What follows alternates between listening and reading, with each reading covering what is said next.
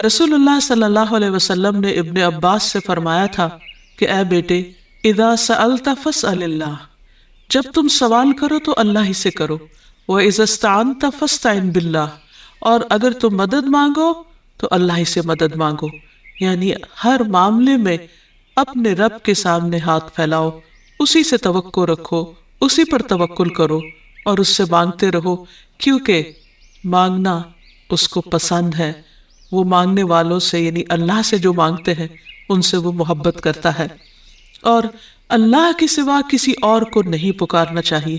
اس سلسلے میں قرآن مجید میں آتا ہے ان الذین تدعون من دون اللہ عباد امثالکم فادعوہم فلیستجیبوا لکم ان کنتم صادقین، جن لوگوں کو تم اللہ کے سوا پکارتے ہو وہ تو تمہاری ہی طرح کے بندے ہیں، یعنی ان سے مانگتے ہو، انسانوں سے مانگتے ہو۔ اگر تم اپنے دعوے میں سچے ہو تو ضروری ہے کہ جب تم انہیں پکارو تو وہ تمہیں اس کا جواب دیں، خصوصاً مرے ہوئے لوگوں کو اگر پکارا جائے تو وہ ہماری پکار کہاں سے سن سکتے ہیں؟ سویا ہوا انسان ہماری پکار نہیں سنتا تو فوت شدہ کیسے سن سکتا ہے؟ اسی لیے قرآن مجید میں اللہ کے سوا کسی اور سے مانگنے سے، دعا کرنے سے منع کر دیا گیا۔ فرمایا فَلَا تَدْعُ مَعَ اللَّهِ إِلَٰهًا آخر فَتَكُونَ مِنَ الْمُعَذَّبِينَ، بس اللہ کے ساتھ کسی اور کو الہ نہ پکاریے، یعنی الہ وہ ہوتا ہے جس کے پاس انسان اپنی حاجات لے کر جاتا ہے، جس سے دعا کرتا ہے، جس کے آگے سجدہ کرتا ہے، جس کے نام پر قربانی کرتا ہے، جس کو خوش کرنے کے لیے سارے کام کرتا ہے، بھاگ دوڑ کرتا ہے۔ تو اللہ کے ساتھ کسی اور کو الہ نہ پکاریے ورنہ آپ بھی سزا پانے والوں میں سے ہو جائیں گے، یعنی اللہ سبحانہ وتعالیٰ کسی صورت میں بھی شرک کو پسند نہیں فرماتے۔ اور پھر یہ بھی یاد رکھیے کہ دعا کرنے سے پہلے اللہ سبحانہ وتعالیٰ کی حمد و ثنا ضروری ہے۔ لا الہ الا اللہ وحدہ لا شریک لہ، لہ الملک ولہ الحمد وہو علی کل شیء قدیر، اس کلمے کو پڑھیے یا کوئی اور حمد و ثنا کے الفاظ جو بھی آپ کی چوائس کے ہوں، کیونکہ حمد و ثنا تو اصل میں اللہ کی محبت کے ساتھ ہی آتی ہے، جتنی محبت زیادہ ہوگی اتنی خوشی کے ساتھ آپ اللہ کی تعریف کریں گے۔ پھر اسی طرح درود شریف پڑھنا نہیں بھولیے، درود شریف پڑھنے سے 10 رحمتیں آتی ہیں، دعائیں قبول ہوتی ہیں۔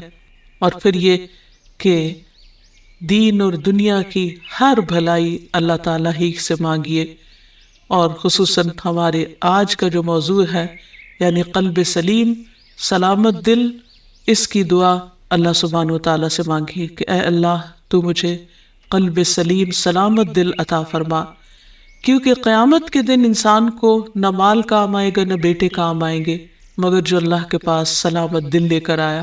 اللہ تعالیٰ فرماتے ہیں جس دن مال اور بیٹے کام نہیں آئیں گے مگر وہ جو اللہ کے پاس سلامت دل لے کر آیا، کیونکہ اگر دل درست ہو تو تمام جسم درست، تمام کام درست، اور اگر دل بگڑ جائے تو ہر چیز بگڑ جاتی ہے۔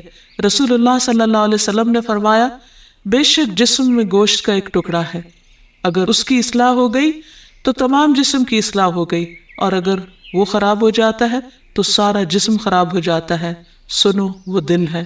اور پھر آپ نے دل ہی کی طرف اشارہ کرتے ہوئے فرمایا کہ التقویٰ ہاں ہونا، تقویٰ یہاں پر ہوتا ہے، یعنی اللہ کا ڈر جو تمام معاملات کو درست کرتا ہے۔ دل کے سلسلے میں یہ بات بھی یاد رہے کہ دل کی حالت ہمیشہ بدلتی رہتی ہے۔ اگر آپ ایک دفعہ اپنے دل کو صحیح راستے پر لے بھی آئے تو کوئی گارنٹی نہیں کہ وہ ہمیشہ صحیح رہے گا، کیونکہ اس کے پلٹنے میں کچھ دیر نہیں لگتی۔ اس بات کو حدیث میں بہت اچھی طرح بیان کیا گیا ہے۔ رسول اللہ صلی اللہ علیہ وسلم نے فرمایا بے شک قلب کو قلب اس لیے کہتے ہیں کہ وہ پلٹتا رہتا ہے، اور دل کی مثال تو اس پر کسی ہے جو کسی درخت کے تنے کے ساتھ لٹکا ہوا ہو اور ہوا اسے الٹ پلٹ کرتی رہتی ہو، کبھی سیدھا کبھی الٹا۔ اس لیے سلامت دل رکھنا ایک بہت ہی مشکل کام ہے، کیونکہ انسان کبھی اس میں شکوک و شبہات آ جاتے ہیں، کبھی خواہشات اور شہوات آ جاتی ہیں، کبھی انسان کا ایمان بڑھنے لگتا ہے، کبھی گھٹنے لگتا ہے، تو دل کی حالتیں تبدیل ہوتی رہتی ہیں۔ دعا یہ کرنی چاہیے کہ ہماری موت اس حالت میں آئے کہ ہمارا دل اللہ کے رب ہونے پر راضی ہو، محمد صلی اللہ علیہ وسلم کے نبی ہونے پر اور اسلام کے دین ہونے پر، اور ہم اللہ تعالیٰ کے بارے میں اچھا گمان لیے ہوئے اس دنیا سے رخصت ہوں۔ دل کی تبدیلی کے بارے میں ایک اور حدیث میں بھی آتا ہے، نبی صلی اللہ علیہ وسلم نے فرمایا ابن آدم کا دل اس ہنڈیا سے بھی زیادہ تیزی کے ساتھ بدلتا ہے جو خوب کھول رہی ہو۔ یعنی دل کی حالت اتنی تیزی سے اگر تبدیل ہوتی ہے اور اس میں کچھ دیر نہیں لگتی، کس قدر ڈرنے کی بات ہے۔ سلامت دل کی دعائیں کرنے سے پہلے ہمیں چند ان باتوں کا بھی تذکرہ کر لینا چاہیے کہ جو انسان کے دل کی بیماریوں کا سبب بنتے ہیں۔ جسمانی بیماریوں کے تو بہت سے اسباب ہو سکتے ہیں، لیکن عموماً ہم روحانی بیماریاں، اخلاقی بیماریاں یا دل کے تزکیے سے متعلق جو بیماریاں ہیں ان کا ذکر نہیں کرتے۔ تو آئیے دیکھتے ہیں کہ وہ کون سی چیزیں ہیں جو دل کو بیمار کرتی ہیں۔ اس میں ایمان کے بعد کفر، ناشکری، یہ دل کی بیماری کا سبب بنتی۔ پھر اسی طرح اللہ سبحانہ تعالیٰ سے زیادہ اوروں کا خوف، یعنی اللہ تعالیٰ اس بات کا حقدار ہے کہ سب سے زیادہ ہم اس سے ڈریں۔ ہم عموماً اپنے ظاہر کے بارے میں کیوں اتنے کانشیس ہوتے؟ کیونکہ لوگ دیکھتے ہیں، اور دل کے بارے میں غافل ہوتے، حالانکہ اللہ سبحانہ تعالیٰ اس کو دیکھتے۔ پھر اللہ تعالیٰ کے ذکر سے روگردانی دل کو بیمار کر دیتی ہے۔ نبی صلی اللہ علیہ وسلم نے فرمایا اس شخص کی مثال جو اپنے رب کو یاد کرتا ہے اور جو اپنے رب کو یاد نہیں کرتا زندہ اور مردہ جیسی ہے، یعنی اتنا بڑا فرق ہے۔ پھر اسی طرح مشکلات میں اللہ تعالیٰ کی طرف رجوع نہ کرنا، یہ دل کو بیمار کر دیتا ہے۔ نمازیں چھوڑنا، خصوصاً جمعہ چھوڑ دینا، فرائض سے پیچھے رہنا۔ نبی صلی اللہ علیہ وسلم منبر کی سیڑھیوں پر چڑھتے ہوئے فرما رہے تھے لوگ جمعہ کی نماز چھوڑنے سے باز آ جائیں، ورنہ اللہ ان کے دلوں پر مہر لگا دے گا، پھر وہ غافلوں میں سے ہو جائیں گے۔ اسی طرح بلا عذر، بلا وجہ نماز چھوڑ دینا۔ آپ صلی اللہ علیہ وسلم نے فرمایا جو شخص سستی کی وجہ سے بلا عذر 3 جمعے چھوڑ دے، اللہ تعالیٰ اس کے دل پہ مہر لگا دیتا ہے۔ پھر اسی طرح قرآن میں غور و فکر نہ کرنا، یہ دلوں کو بیمار کر دیتا ہے۔ علم سے دوری، سیکھا ہوا علم بھلا دینا۔ پھر آیات سے نصیحت نہ لینا، یعنی قرآن مجید پڑھنا، تلاوت کرنا، لیکن اس میں غور و فکر نہ کرنا اور اس سے کوئی سبق حاصل نہ کرنا۔ پھر سیکھ کر سمجھ کر اپنی مرضی کرنا اور غلط رستوں پر چلنا۔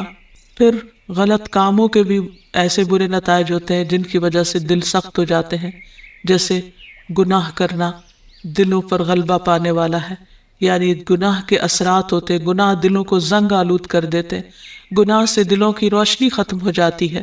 رسول اللہ صلی اللہ علیہ وسلم نے فرمایا جب کسی مسلمان سے کوئی گناہ سرزد ہوتا ہے تو اس کے دل پر ایک سیاہ دھبا پڑ جاتا ہے، اگر وہ توبہ کرے اور باز آ جائے اور استغفار کر لے تو اس کا دل پھر سے صاف اور روشن ہو جاتا ہے، ورنہ جتنے گناہ بڑھتے جاتے ہیں اتنے ہی سیاہ دھبے بڑھتے جاتے ہیں، حتیٰ کہ اس کے دل پر وہ زنگ چھا جاتا ہے جس کا ذکر اللہ عز و جل نے قرآن میں کیا ہے، کلا بل ران علی قلوبہم ما کانوا یکسبون۔ ہرگز یہ بات نہیں، بلکہ ان لوگوں کے دلوں پر ان کے برے اعمال کا زنگ لگ گیا ہے۔ پھر اسی طرح غلط تمنائیں، یعنی حرام چیزوں کی خواہش کرنا، یہ دلوں کو بیمار کرنے کا سبب ہوتا ہے۔ دنیا کی حد سے زیادہ محبت اور موت سے نفرت اور آخرت سے غفلت اور صرف دنیا کی فکر کرتے رہنا، دنیا ہی کے غم پالتے رہنا، یہ دلوں کو بیمار کر دیتا ہے۔ یعنی انسان جب اللہ تعالیٰ کے حقوق میں کمی کرتا ہے، بندوں کے حق میں کمی کرتا ہے، بد اخلاقی کرتا ہے، تو پھر دلوں کے اوپر میل چڑھنے لگتی ہے، دل سیاہ ہونے لگتے ہیں اور دل بیمار ہونے لگتے ہیں اور قلب سلیم سے بہت دور ہو جاتے ہیں۔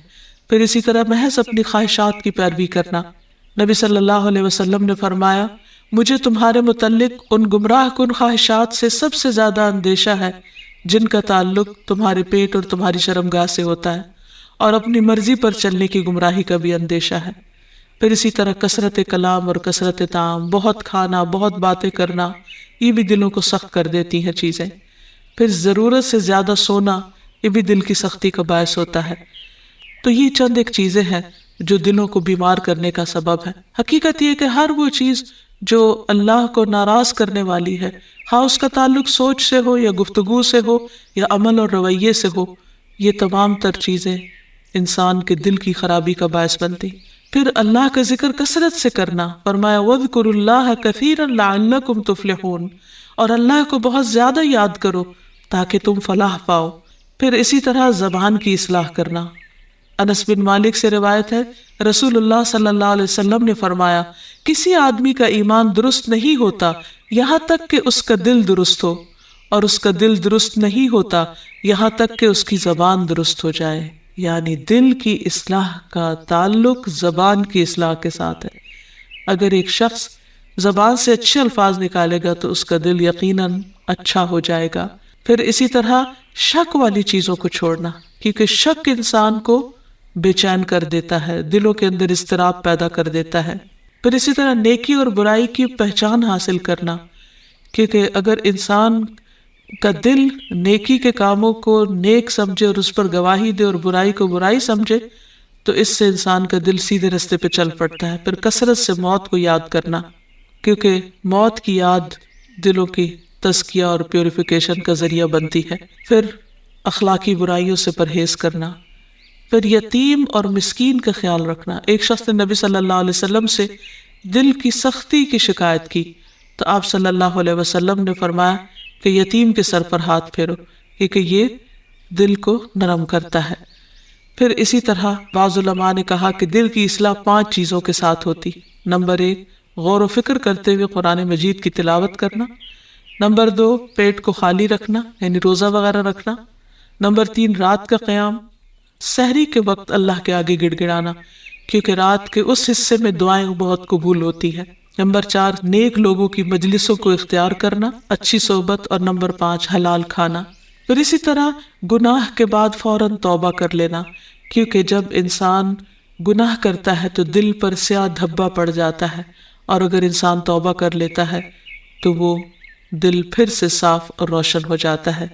اور اب آتی ہے باری دعاؤں کی کہ انسان اللہ سبحانہ وتعالیٰ سے قلب سلیم مانگتا رہے اور دل کی اصلاح کی دعا کرتا رہے۔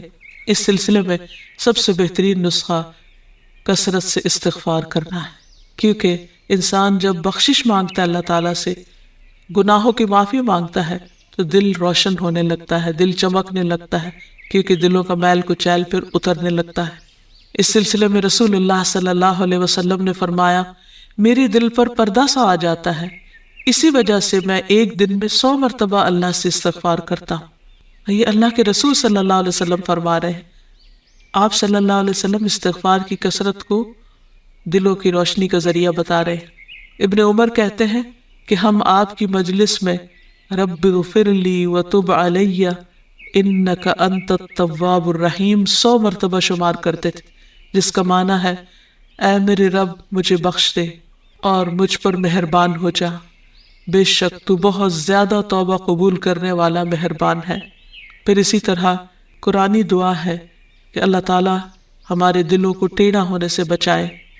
ربنا لا تزغ قلوبنا بعد اذ ہدیتنا وہب لنا من لدنک رحمہ انک انت الوہاب۔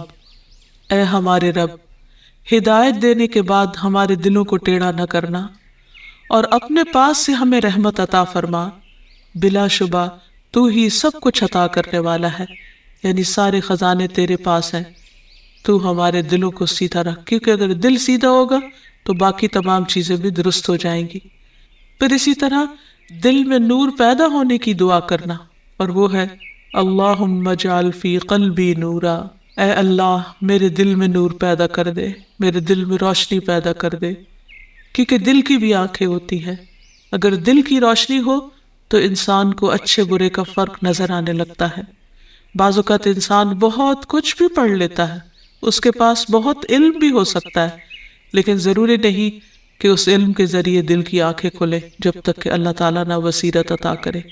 یہ بصیرت اللہ تعالیٰ دیتا ہے، اس لیے اللہ تعالیٰ سے مانگنی چاہیے۔ پھر اسی طرح دل کی ہدایت کی دعا کرنا۔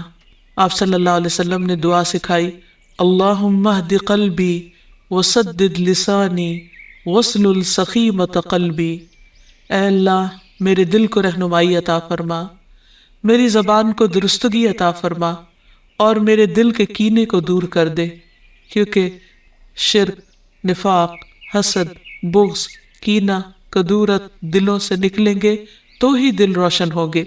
پھر اسی طرح یہ بھی ضروری ہے کہ انسان دین پر دل کی ثابت قدمی کی دعا کرے۔